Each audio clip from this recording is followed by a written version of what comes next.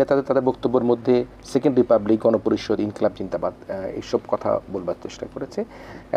বাংলাদেশ ভারত এবং পাকিস্তানপন্থী নয়, নিশ্চয়ই তারা বাংলাদেশপন্থী কথা বলেছেন। আপনি এই কথাগুলোর মধ্যে কোনো বিশেষ বিশ্লেষণ আপনার আছে কিনা?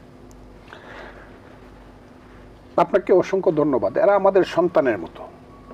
যে ছেলে মানে যাকে এখানে প্রেসিডেন্ট করা হয়েছে বা আহ্বায়ক করা, তার 98 সনে তার জন্ম। 98 সনে প্র্যাকটিক্যালি আমি একজন বৃদ্ধ মানুষ, তখন আমার বয়স 51। আমার কথাটা খুব বোঝার চেষ্টা করতে। ওর জন্ম 98 সনে।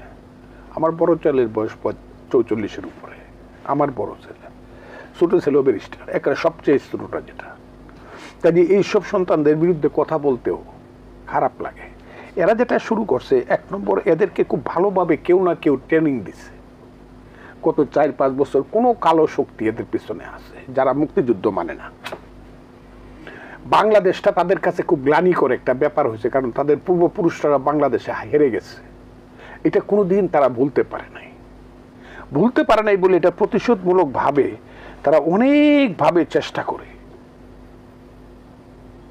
এটা একটা পর্যায়ে এসে দাঁড়াইছে কিছু সন্তানকে, আমাদের কিছু ব্রিলিয়েন্ট সন্তান, এরা কিন্তু একটা পর্যায়ে খুব ব্রিলিয়েন্ট সন্তান, সব দিক থেকে না, তাদের সাহসিকতার দিক থেকে, বাস্তব জ্ঞানের দিক থেকে, বুদ্ধির দিক থেকে, বিবেচনার দিয়ে এরা খুব, ওই যে ছেলেগুলো, এদেরকে আমি এইটা বলবো ভেরি স্মার্ট বয়েস, কিন্তু চেতনার স্তরে তারা অন্যদের চেতনা গ্রহণ করছে। আজকের আধুনিক চেতনা তারা গ্রহণ করে নাই। করলে সেকেন্ড রিপাবলিক যে কথাটা, এই কথাটা তারা বলতো না। সেকেন্ড রিপাবলিক মানে আগের আমি কিছুই মানি না, আমি মুক্তিযুদ্ধ মানি না, 72-এর সংবিধান কিছুই মানি না। অথচ দুইটা জিনিস হয়েছে, লক্ষ লক্ষ লোকের রক্তের উপর দিয়া, এই দেশের মানুষের বাড়িঘর উপর অনেক কিছু হয়েছে, ছেলেরা কিছুই জানে না। বাঙালি জাতি একটা স্বাধীনতার জন্য বা মুক্তির জন্য যে জীবন দিচ্ছে, কম সময়ে এত জীবন কোনোদিন বাঙালি না, পৃথিবীর কোনো জাতি এভাবে এত কম সময়ের মধ্যে এত লোক জীবন দেয় না, এত কষ্ট করে না। এই ছেলেরা এটাকে অস্বীকার করতে চায় খুব বুদ্ধিমত্তার সাথে, এবং তাদেরকে অস্বীকার করেন। এরা কিন্তু একটা কথা আছে, এক বৃন্তে দুটি ফুল, এরা কিন্তু এক বৃন্তে কয়েকটি ফুল। এটা এক জায়গার থেকে তারা সৃষ্টি হয়েছে, এক জায়গার থেকে একটা শক্তি। এখানে তাদের উৎসটা সব এক জায়গাতে, উৎসটা, সেই উৎসের কারণে তারা সেকেন্ড রিপাবলিক বলতেছে। কথাটা খুব সুন্দর, কিন্তু মানুষ ভিতরে গেলে পরে বুঝবে। এটা আমাদের সালাউদ্দিন আহমদ সাহেব বলছে, আমাদের স্থায়ী কমিটির সদস্য বলে রাখছে শুধু, কিন্তু আমি আরো কঠিন ভাবে বলতেছি, সেকেন্ড রিপাবলিক যারা বলে এরা বাংলাদেশের মুক্তিযুদ্ধ, যদিও কইছে কালকে বিপদে পড়ে মুক্তিযুদ্ধের কথা, পরশুদিন কইছে। এর আগে এরা 6 মাস পর্যন্ত মুক্তিযুদ্ধ 71 স্বীকারই করে নাই। এটা শুধু ফজলুর রহমানদের মতো কিছু মানুষ এই দেশে জীবিত আছে, যারা জীবন দিতে চায় মুক্তিযুদ্ধের জন্য, উপায় নাই তাদের, সেই কারণে তারা এখন বিপদে পড়ে মুক্তিযুদ্ধটা বলে, নাহলে এটা বলতো না। এটা এরা শেষ করে দিয়েছিল। এই যে ঢেউটা তারা আসছিল, ওই ঢেউটার সামনে গিয়ে দাঁড়াইছিলাম আমাদের মতো কিছু পাগল, যে এই ঢেউ আঘাত করতে দিব না, রাজাকারের ঢেউ, আলবদরের ঢেউ এই দেশে আঘাত ওইভাবে করতে দিব না। যে কারণে সেকেন্ড রিপাবলিকটা কি চায়, তারা সব সংবিধান সব বদল করে ফেলবো। আমি দেখতেছি তারা বাংলাদেশের নামটাই প্রথম বদলাইতেছে, যদিও তারা বলতেছে যে একটা কমিশন বদলাইতেছে। কমিশনের নেতার নাম হইল আলী রিয়াজ, ডক্টর আলী রিয়াজ, একজন প্রফেসর। তাকে আমি জ্ঞানে বুদ্ধিতে আমি তাকে ছোট মনে করি না, কিন্তু বিবেচনায় আমি মনে করি তার এই কমিশনের চেয়ারম্যান হওয়ার কোনো ধরনের রাইট নেই তার, কারণ সেই দেশের নাগরিকই না। 40 বছর এখানে ছিলেন, সে আমেরিকার নাগরিক। এরা নুরুল আমিন সাহেবের মতো, আমার ভাইয়ের মতো, যদিও বয়স আমার ছোট, আমার চেয়ে জ্ঞানে অনেক বড়, ফেরদৌস সাহেবদের মতো পলিটিক্যাল সায়েন্সের অনেক প্রফেসর আছে, আইনের অনেক প্রফেসর আছে এই দেশে, এখনো জীবিত বাংলাদেশে। তাদেরকে বাদ দিয়ে একটা লুকরি আইনা, প্রথমে কথা হইল সংবিধানটা ছুঁড়ে ফেলাই দিব, সংবিধান খুব খারাপ জিনিস। আর ছেলেরা বললো 72-এর সংবিধান কবর দিয়ে দিব। কথাগুলা খুব বুঝার চাই, এই ভাষাগুলো খুব জেদের ভাষা, কিন্তু জেদ, ছুঁড়ে ফেলে দিব, কবর দিয়ে দিব। আমি যদি বলি আমার কিরণ ভাইকে আমি চাকরির থেকে রাখবো না, আপনি দয়া করেন, your service is no longer required, এইটুক লেখলেই তো যথেষ্ট।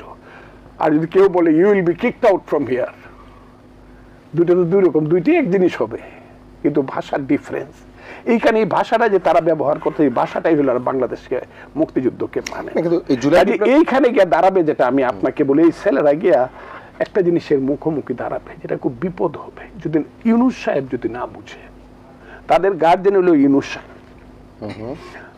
গার্জেন হলো ইউনূস সাহেব ওনাদের, এই ছেলেদের গার্জেন ইউনূস সাহেব, অথবা ছেলেরা ইউনূস সাহেবকে বানাইছে, যেটা ইউনূস সাহেব বলতে চায় যে ছাত্ররাই আমাকে বানাইছে, যে কথাটা ব্যাকরণ ভাবে উনি ঠিক বলে নাই। উনার মতো মহাজ্ঞানী লোক এই দেশের ছাত্র জনতা কেউ তাকে অস্বীকার করে না। 18 কোটি মানুষও ইউনূস সাহেবের নাম আসার পরে হাত তুলে বলছে yes yes he is our leader, উনি আসলে পরে এই দেশ ঠিক হবে। সবাই তাকে চাইছে, কিন্তু উনার যে আজকের কর্মকাণ্ড এটা দেশকে কোথায় নিয়ে যাবে আমি জানি না। আমাদের গ্রামে একটা কথা আছে, গড় নষ্ট বড় ভাই পাগল।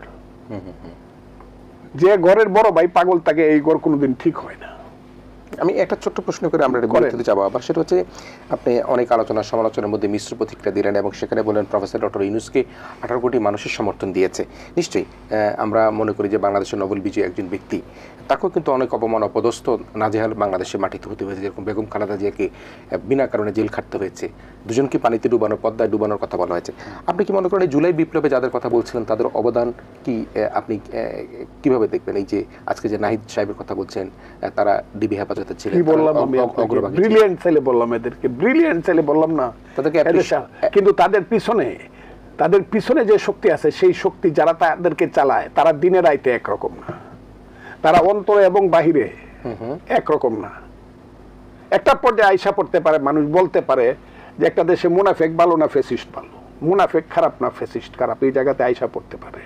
আপনি বলবেন একরকম, কাজ করবেন আর একরকম, মানুষকে লাভ দিবেন আর একরকম, সামনে দেখাইবেন একদম আপনার মতো। আর এইরকম ওলি আল্লাহ নাই, এখন তো দেখি ওলি আল্লাহ ডাকে কেউ কোনো রাজনৈতিক নেতারা এরকম নাই। কিন্তু আমি জানি আপনি খুব খুব অন্ধকারের জীব হিসাবে কাজ করেন, আমি কথাগুলো খুব বোঝার চেষ্টা করেন, খুব বিগ ক্লিয়ার। এই দেশে যে এখন যে ঝামেলাটা হইতেছে, এই ঝামেলাটার জন্য একটি রাজনৈতিক দল অনেক বেশি দায়ী।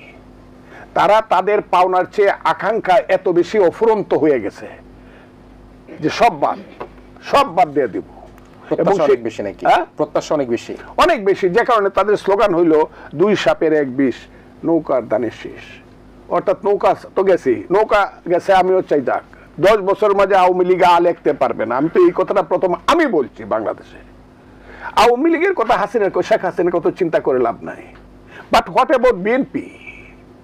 যে জমিটা বিএনপির, বাংলাদেশে আন্দোলন করছে 15 বছর বিএনপি, চারা লাগাইছে বিএনপি, নিড়ানি দিছে বিএনপি, খেতে পানি দিছে বিএনপি, ধান হলুদ করছে বিএনপি। আপনি এসে 1 মাস কাটছেন, আপনি হলেন দাওয়াল। আপনার বাড়ি কোন এলাকায় আমি জানি না, আমার বাইরের লোকজন আমার এলাকায়, হাওয়ার এলাকায় দাওয়াল হিসাবে কাজ করতে, আপনি হলেন দাওয়াল। আপনি 8 টাকা মুড়ি কাটলে 1টা পাইবেন, এখন আপনি বলতেছেন আপনার এই সব, আপনি রাষ্ট্রের সমস্ত সহযোগিতা নিয়ে কান্না আসে ভাই। আপনি বাস আনেন রাষ্ট্রের, টাকা আনেন, লাল কার্পেট আনেন রাষ্ট্রের, স্টেজ করেন রাষ্ট্রের, টাকা পান রাষ্ট্রের, কইয়া আপনি কতগুলা যুবক আইসা বলতেছেন আমরা এই দেশ অকর্ম। আবার এই দেশের একজন চাকর যে চাকরি করে ইউনূস সাহেবের, সে বলতেছে তুমি বা প্রধানমন্ত্রী। কথাগুলো, আমাদের ছেলেরা প্রধানমন্ত্রী হবে, আমাদের মাথার উপরে থাকবে, আমার কোনো আপত্তি নাই। কিন্তু আজকের প্রেক্ষাপটে যখন একজন চাকরিজীবী বলে ফেলে, যে চাকরিজীবী হলো ইউনূস সাহেব, ইউনূস সাহেবের মুখপাত্র যখন বলে ফেলে তুমি হবা প্রধানমন্ত্রী, তখন তো সেইখানেই সন্দেহ যায় ডালমে কুচ কালা হে। জি, নিশ্চয়ই আমরা আলোচনা আবার ফিরে আসবো। প্রিয় দর্শক, আপনারা শুনছিলেন এবং আমরা বীর মুক্তিযোদ্ধা মিস্টার ফজলুর রহমানের কাছ থেকে তার ক্ষোভ বেদনা, আমার খুব বেদনা না এটা, আচ্ছা এটা সত্যি না, এটা বললেন না, এটা বললে আমাকে ছোট করো, আমার খুব বেদনা না, এটাই আমার বাস্তব, মানে বাস্তব বিশ্বাস এবং আমার বাস্তব উপলব্ধি। এটা আমার খুব, আমি উপলব্ধির কথাগুলো বলতে, নিশ্চয়ই এটা শেষ হয়ে গেছে। আমি বললাম আপনারা সামনে থাকলে দেশ শেষ হবে না। আপনারা একটু আবার একটু নিজেরা কথা বলেন, একত্রিত হন, পর্দার আড়াল থেকে কথা বলেন, সব ঠিক হয়ে যাবে ইনশাআল্লাহ। আপনি আমাদের দেখবেন আপনি সময় শেষ হয়ে যাচ্ছে, সবাই মিলে মিশে বসেন, আমার এখানে লেখা আছে সময় কি আমি শেষ কথা। নিশ্চয়ই সেটাই আহ্বান জানাবেন আপনি তো বাংলাদেশের অন্যতম একজন রাজনৈতিক বলিষ্ঠ যোদ্ধা। যদি আপনি বলেন যে আওয়ামী লীগে ভালো মানুষ থাকতে পারে না, আপনি বলেন সবসময় থাকতে পারে। আওয়ামী লীগ একটি অভিশপ্ত রাজনৈতিক দল, যারা সৃষ্টি করছিল তারা থাকতে পারে না। জি আপনি এই কথা বলেছেন এবং আজকে কিন্তু আপনি আবারও রিপিট করলেন যে আওয়ামী লীগ না আবার অশব্দটি বাংলাদেশে থাকবে না। সুতরাং আমরা সবাই মিলেমিশে কিভাবে থাকতে পারি, সবাইকে বোঝানো কিভাবে যায়, সেটাই আমরা চিন্তা করবো। নিশ্চয়ই আমরা পরের আলোচনা আপনার কাছে সেগুলো শুনবো। প্রিয় দর্শক, আমরা আবারও একটা ছোট বিরতি নিচ্ছি, বিরতির পর আবারও অল্প সময়ের মধ্যে আপনার কাছে ফিরে আসছি।